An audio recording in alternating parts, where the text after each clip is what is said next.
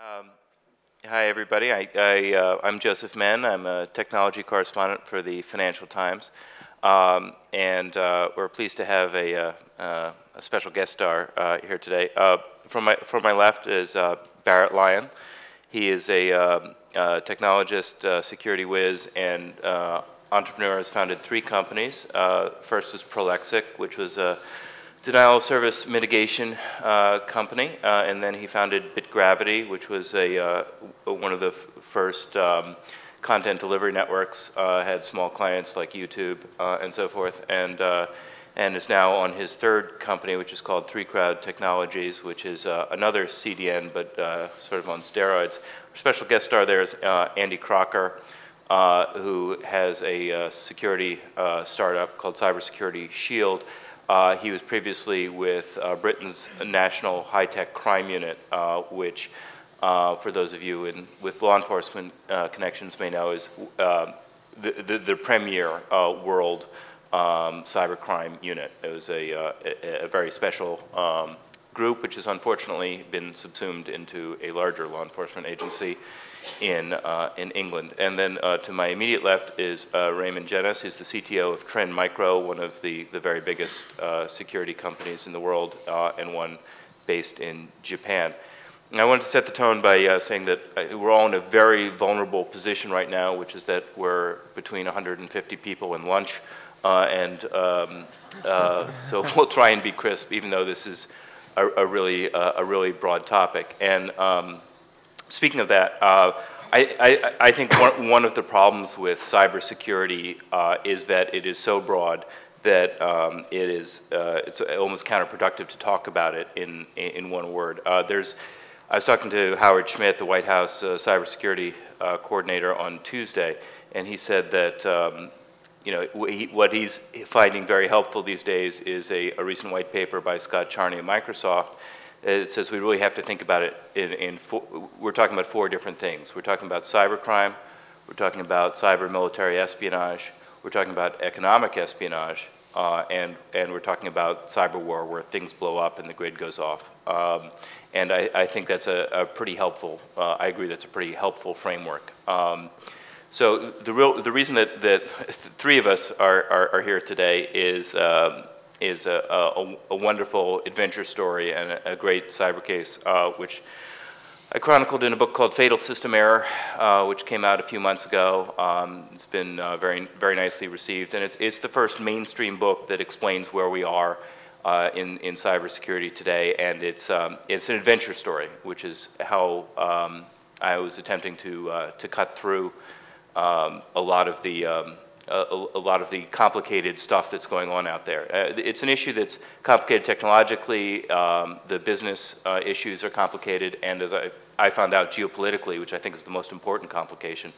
And I was able to thread through those because of these 2 gentlemen on my further left here who are the bravest people I've ever met. Barrett was defending some companies from denial of service attacks, and just for the heck of it, decided to infiltrate an internet relay chat channel in Kazakhstan that was directing the bots to attack these websites if they didn't pay $40,000 or more to Latvia. And over a couple of months, he teased out a real IP address and eventually, incredibly, a real name and address of a Russian extortionist in Balakova. Andy Crocker was then sent by the British government, because the same gangs were attacking publicly traded British companies, was sent first to Latvia and then to Russia for about 3 years. And he worked more closely with the MVD, which is the Russian equivalent of the FBI, than any other Westerner I know of in a decade or so. And he actually got 3 Russian hackers convicted and sent to jail for 8 years. Now that's what we creative types call the narrative arc of the book, and it's very useful because there's a happy ending in that those guys get to jail, but it's all a terrible trick on my part, because the point is that this is an outlier and that the worst guys are being protected by intelligence agencies and others in Russia.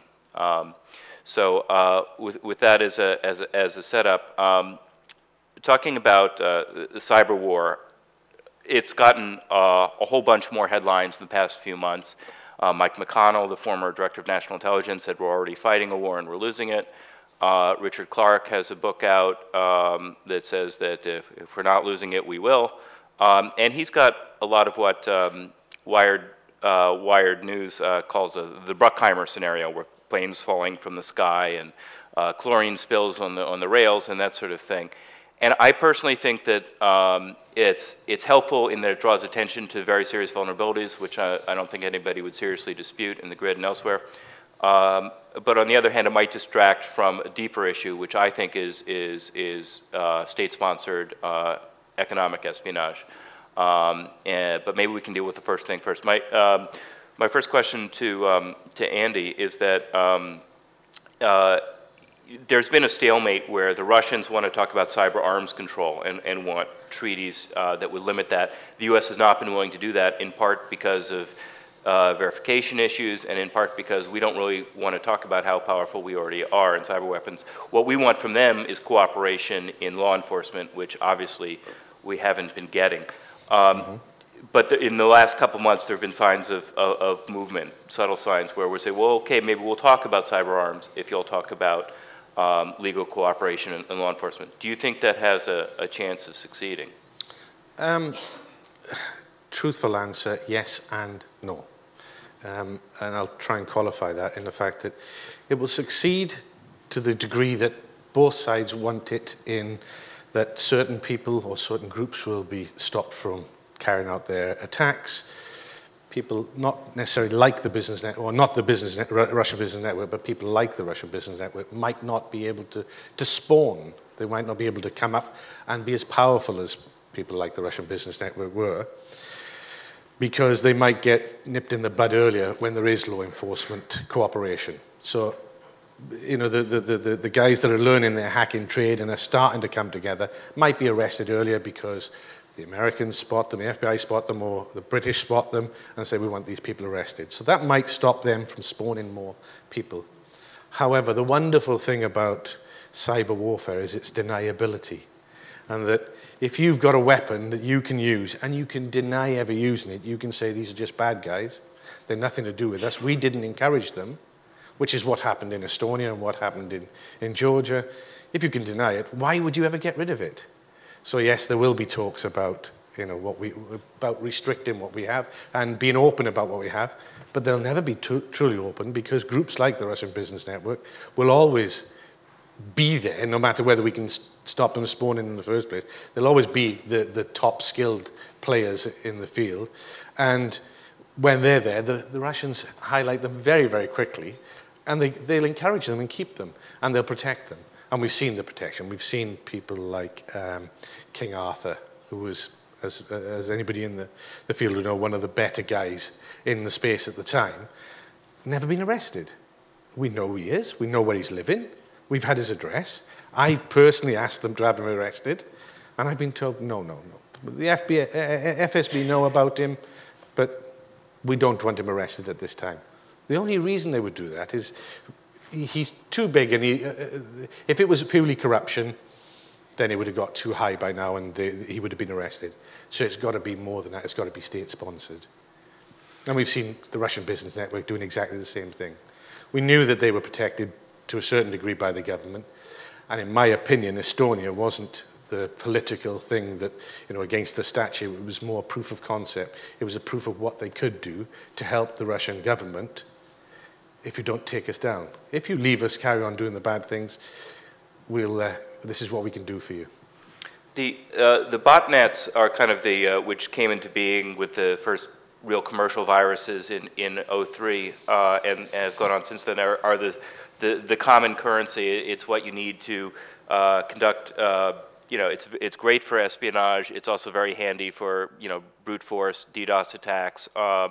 On any enemies of the state or anybody else you don't like, competitors. And we haven't been able to get rid of botnets at all in all this time. There's some of the talk of increased regulation, sort of sector by sector in Washington, is including ideas about getting the ISPs to do more to protect the consumers, which are just not equipped to deal with this.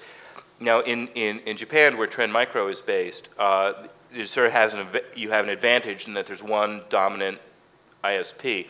And in fact, there's a lot less malware in Japan on computers than there is in other countries. Why has that worked in Japan, and is it possible we could replicate that here and reduce at least some of the bot growth here? As you mentioned, it's a government-controlled entity, which is a big ISP, is still government-owned, government-controlled, and they work with all the security players to reduce the risk. Just to give you some numbers, every given day we are tracing about 6.3 million spam bots in US. In China, which is also government-controlled, it's about 500,000. In Japan, it's less than 100,000. So the ISPs normally, also in US, they know where the bots are, but they are afraid to inform the users because this kills the profit margin, because then the users will ask for help. So I think it needs to be government regulated. The tier 1 ISPs at least need to be forced to deliver clean water out of the pipe. And if the government doesn't do it, then I hope all the enterprise customer will ask them, deliver me something clean, because it becomes a national and a global problem. Because think about these 6 million bots. Tomorrow you could turn them over to distributed denial of service bots, and they could kill almost every company then. While people disagree with some of the facts and some of the scenarios in Dick Clark's book, Cyber War, his policy prescriptions are actually fairly modest. They call for tier 1 regulation, and he also says that we need to make sure that the electric grid operators are not connected to the broader internet unless there are stricter controls and audits. And then the last sector he calls for greater cybersecurity regulation is banking. And I think this is relatively low-hanging fruit because all three of those industries are already regulated out the wazoo, so it's not that big a deal to impose some security rules on them as well. One of the things that's going to be coming out are greater FDIC rules on authentication of banking users. And I'm directing this question to Barrett. It seems like they're giving up on the idea of sort of a global driver's license or a national driver's license to get on the internet, but they do want a second tier that's opt-in for things like banking, where there's greater authentication, not just multi-factor, but out-of-band confirmation, a phone call when there's a transfer, that sort of thing. Will that help? Will that work? Will that solve some of the security problems at the consumer level? Well, I'm sure it would help a little bit, but it's my view that, it's not just the software and authentication that is the problem for, cybercrime and people stealing money from other people's bank accounts using the internet. I think the infrastructure is slightly faulty. I mean, the internet, in my opinion, is still beta. The internet was an experiment for open communication. There was no concept of security built into the internet. It was an afterthought. It was, hey, we're all researchers. We all have the same kind of information that we want to share anyway, so let's make that easy to do. And so what evolved is this protocol that we all live and breathe off of now. Our society is incredibly dependent on the internet. There's people in the audience on their computers that are connected to it doing who knows what. But that's important. And if that went away, commerce would stop. The dependence on the just the e-commerce alone is a huge piece of the GDP at this point. And so if you look at that and you go, hey, look, we could build all these policies, make two-factor authentication to log into your bank account, or we can create better policies for internet filtering that may cause more problems than they solve anyway. Now you can't reach, for instance, AOL, or you can't send emails to your wife at work. Those aren't necessarily solutions for the greater problem. So if you think of it in terms of just raw infrastructure and it's built incorrectly, there's obviously a question you can ask, which is, if we could build it and experiment with the internet for the last 20, 30 years, why can't we learn from that? Why can't we take that knowledge of what works and what doesn't and apply that vision to software development and build a new protocol that actually works for this new emerging economy, this new global network. And whoever figures that out, whatever country or group can create that protocol that works, and it's so good that it becomes viral and it replaces what we use today. And IPv6, the next generation of the protocol, certainly isn't a replacement. It's more of the same. It's more IP addresses and some other little fun options. And they've revisited all the same problems again that IPv4 went through in the 80s and 90s, or mostly in the 90s. And so if you look at it and you go, hey, why can't we do this? Why can't that's what frustrates me so much about security, the talk about cyber war, talk about policy, because it's a lot of wasted time when you actually look at the amount of duct tape we're throwing at the problem. And it will take somebody like Obama to sit down and say to everyone that this is an Apollo project style problem. We can go to the moon, but we can't write software that makes this commerce shit work properly. I mean, that is a serious issue. And if it works out and we do it right, things will thrive, and it'll generate billions of dollars of technology spending because people have to upgrade and change, and there's a whole new flourish of innovation from it. So anyway, that's my view of two-factor authentication. There's concern in the banking sector and the e-commerce sector in general of a crisis of confidence, like we saw with the credit crunch, where people realize or come to the conclusion that their transactions online are not safe, and that the odds are, the head of the Justice Department Cybercrime Unit told me that 50% of credit card numbers already are in criminal hands. And things will get a lot more interesting when they get 50% of our debit card numbers. Do we, Raymond, face that sort of crisis of confidence, and what could that do to internet usage? You mentioned it already before. Two-factor authentication is one thing, and I'm still confused why US hasn't started this years ago. It was almost the same in UK, but 2 years ago, Barclays started it, and now it's getting through. Now, most European countries are using out-of-band. You receive a transaction number on your mobile phone, and you have to type it in. So even if you have a compromised computer, you have another device as well. And talking with some American banks, their replies, if we do this, we have to inform the users that online banking is unsecure. We don't want to be the first one to do it. So I think as well, they need to be forced to do it, because otherwise confidence in online banking, in online transaction, is totally fading. Identity theft is a big thing for the cyber criminals. We have millions of bots out there doing nothing else like this. Just the SUSE malware, which is an information stealer. In January this year, the group generated 14,000 different variants. Antivirus security solutions like ours, like others, can't cope up with this. We can't develop and deploy the signatures fast enough. So we need to do something else. Two-factor authentication, or we all need to realize that the PC as we know it, by standard, is compromised. So Trend Micro and its competitors have been working very hard on behavioral detection, on heuristics. It seems like that's still in its infancy, where signatures are close to useless already. How optimistic are you about heuristics catching up to the extent that they need to be? I'm not optimistic about heuristics at all, because the bad guys that have their own quality assurance. So they also check our heuristics. What they can't check is what we are doing in the backend. That's more complex. So you see that most of the security players now have a cloud client architecture. And the most effective way to spot a bot is not looking for the binary footprint, but looking for the communication. Because to make money out of an infected computer, the malware needs to communicate with the command and control center, no matter if it's fast flux and so on. If you're able to sniff this network traffic, if you're able to detect the anomaly, you know that the computer is infected. Cleaning it up is a different problem.